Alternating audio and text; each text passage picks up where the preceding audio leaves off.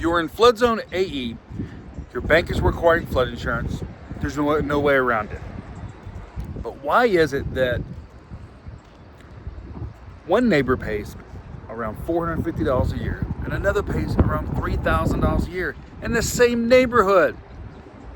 That's what I'm discussing today. So let's get started. But before we do, if you're in the Houston area, the Maryland area, Woodlands, or any of these areas around Texas, and you're specifically in Houston, I need you to do me a favor. Hit share, subscribe, and like the channel below so you can get updates on the different content we put out for flood risks and flood insurance for the Houston area.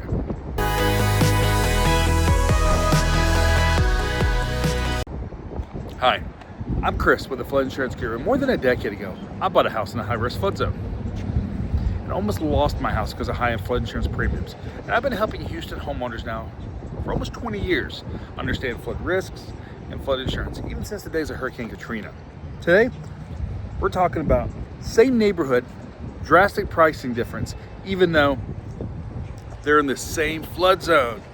Why is that? And we're specifically talking about flood zone AE here. Before we get into that though, we've got to talk about what exactly is flood zone AE. Remember, flood zone AE is considered to be the special flood hazard area. This is the 100-year flood zone. 1% annual chance of flooding.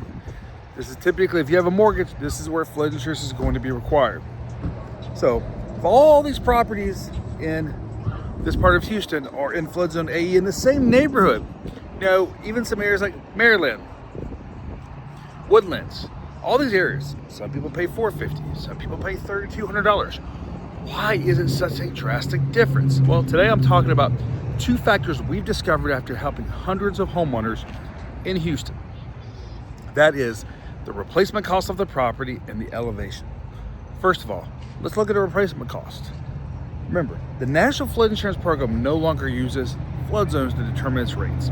It uses a lot of different factors: replacement cost of the property, elevation, the type of flooding, flooding frequency, distance to water, all these things.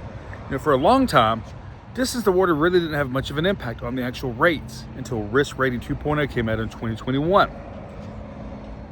The next thing we're seeing have a massive difference in the Houston area is the elevation. For example, let's talk about the base flood elevation. On flood zone A, this is the level FEMA thinks flooding can come to. The lower you are below this level, so let's just say the base flood elevation is 100 feet and your property is at 98 and your neighbor's is at 102. That's a 4-foot difference. You might see a $2,000 rate difference because of the elevation.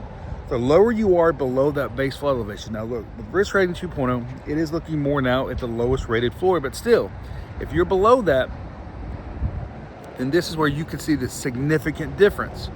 So maybe you're looking at buying a home in this area. This is something you want to look at. What's the elevation here? So look at an elevation certificate. Take a look at the lowest rated floor.